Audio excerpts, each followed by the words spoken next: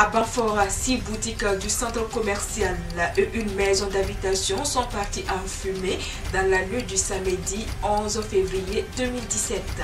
Le syndicat national des agents du ministère de l'Industrie, du Commerce et de l'Artisanat observe depuis ce matin un sitting de 112 heures au ministère et dans les directions régionales pour protester contre la tentative de remise en cause des termes du protocole d'accord signé le 24 janvier 2017.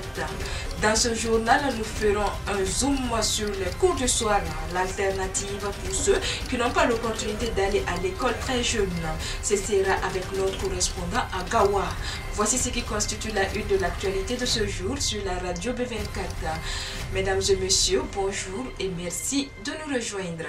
Le syndicat national des agents du ministère de l'Industrie, du Commerce et de l'Artisanat observe depuis ce matin un sitting de 112 heures au ministère et dans les directions régionales pour protester contre la tentative de remise en cause des termes du protocole d'accord signé le 24 janvier 2017.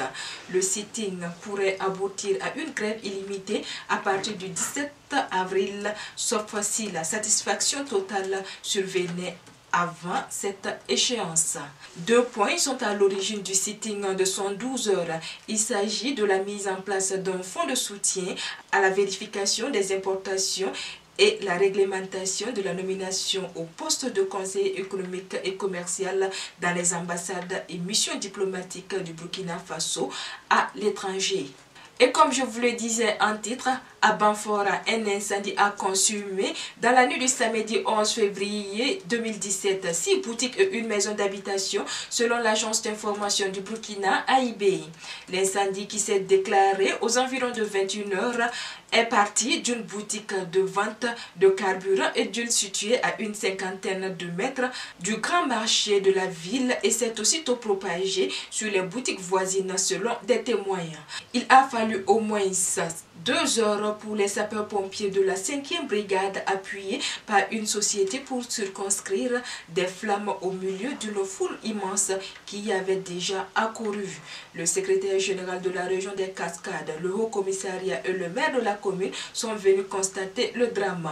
Ce drame, selon l'agence d'information du Burkina, intervient à la suite d'un autre incendie survenu le 27 janvier 2017 au secteur 7 de Banfora où 6 boutiques sont parties en fumée. Parlons toujours d'incendie dans ce journal. Cette fois-ci, c'est à Bobo-Dioulasso où plus de 15 hectares de la forêt classée du Cou, encore appelée forêt classée de Kokorowe, située dans l'arrondissement 7 de la ville qui a pris feu dans la nuit du 8 au 9 février 2017. Le village du Kokorowe est situé sur les bords de la Guinguette dans l'arrondissement 7 de Bobo-Dioulasso. Le feu a consumé une portion de la forêt qui compte 115 hectares. Selon le président du comité local de gestion de la forêt du Cou, Alexandre Sanou, dont les propos ont été rapportés par l'agence d'information du Burkina, le feu a été provoqué par les baigneurs de la rivière qui se trouve à côté de la forêt. Ces baigneurs, une fois sur les lieux, font des grains de thé à côté de la forêt classée du Cou. La forêt regorge d'énormes ressources végétales et animales. Elle sert surtout aussi à faire des sacrifices aux ancêtres. Fort heureusement, l'autel de sacrifice n'a pas été touché. Le dernier incendie dans la forêt classée du Cou remonte à février 2010, mais les dégâts étaient moindres par rapport à cette fois-ci. Le président, directeur général de Coris Bank International Idrissa Nassa a officiellement reçu le trophée de chevalier des PME Tiemoko Martha Garango le 27 janvier 2017.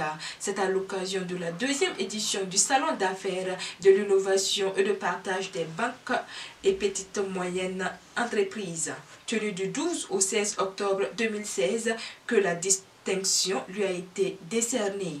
Il faut noter que la 2e édition du Salon d'affaires a été organisée au Mali sous le thème « La PME dans l'UEMOA face aux exigences de compétitivité mondiale ». Ce salon vise la promotion des PME de l'espace UEMOA. Il se veut aussi un cadre de réflexion et d'échange entre PME en vue d'une harmonisation des idées.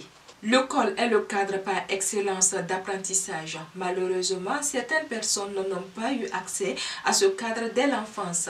Cependant, certains ont saisi les cours du soir comme opportunité pour apprendre la langue de Molière et parvenir à leur objectif. Zoom sur ces écoles de nuit avec notre correspondant Dalou Mathieu Da sur place à Gawa.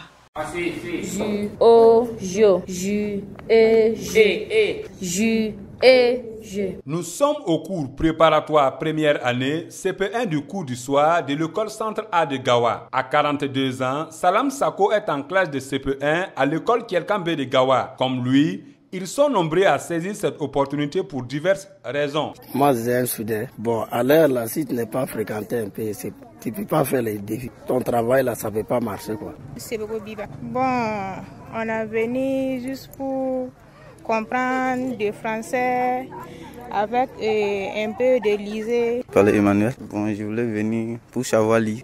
Puis je pars avec les pas demain. La voix ne me trompe pas. Nous jeunes, on aime trop voyager. Mais si tu parles que les pas, tu ne connais pas. Puis si la voix là, ça part où? C'est à Bobo, au Manche, Ouaga. Tout ça là, c'est des problèmes. Difficilement, ils assimilent les cours. C'est pourquoi les encadrés utilisent la pédagogie qui convient à ces élèves de nuit. Daolo, enseignant de la classe de CP1. Et ce n'est vraiment pas facile. Vous savez, nous appliquons ici l'andragogie. Parce que si nous devons donc appliquer vraiment la pédagogie, ça ne peut pas aller. Deux gérer les signifiants pour apprendre quelqu'un à lire et à compter. L'andragogie, c'est bon, c'est une pédagogie qu'on applique aux grandes personnes. C'est ça que nous appliquons ici. Issus en majorité du secteur informel, ces élèves ne perdent pas de vue leur objectif d'acquérir des connaissances. Pour eux, l'importance de l'école n'est plus à démontrer. S'il y a des moyens, donc on va aller, même si on va continuer jusqu'à BPC. En fait, couture là même là, moi-même quand je suis rentrée là, je vois que si j'avais fait quelque chose comme école MP là, je sais que j'ai réussi pour avancer vite. Mais si tu ne sais pas prendre les mesures, soit des choses là, tu ne peux pas avancer dans couture là. Même s'ils vont apprendre le métier, il faut qu'ils essayent aussi d'apprendre à l'école. Donner une seconde chance, c'est le but poursuivi par les initiateurs qui sont l'Association pour la promotion de l'éducation de la fille dans le Pony et le Syndicat national des enseignants africains du Burkina. Dalou Mathieu Da de Gawa et pour la radio B24. Parlons sport pour clore ce journal. Le Rail Club du Kadiogo LCK a pris une bonne option pour la qualification au tour suivant de la Ligue africaine des champions. En match aller du tour préliminaire joué samedi dernier à Ouagadougou, le club burkinabé a battu les Diables Noirs du Congo sur la marque de 3-0. Une bonne opération pour le LCK qui devra défendre ce acquis à Brazzaville le dimanche 19 février 2017 afin d'accéder à la phase éliminatoire. Pendant ce temps, l'AS Sonabel qui recevait le Sporting Club du Gagnoa en préliminaire de la Coupe CAF a été tenu en échec par les Ivoiriens dimanche au stade du 4 août. Score final 0 but partout. Le retour est prévu dans une semaine en terre ivoirienne. Voilà, c'est ici que s'arrête l'actualité de ce jour sur la radio B24. L'actualité continue sur www.radio-b24.com. Merci à vous qui nous avez suivis et excellente journée à vous.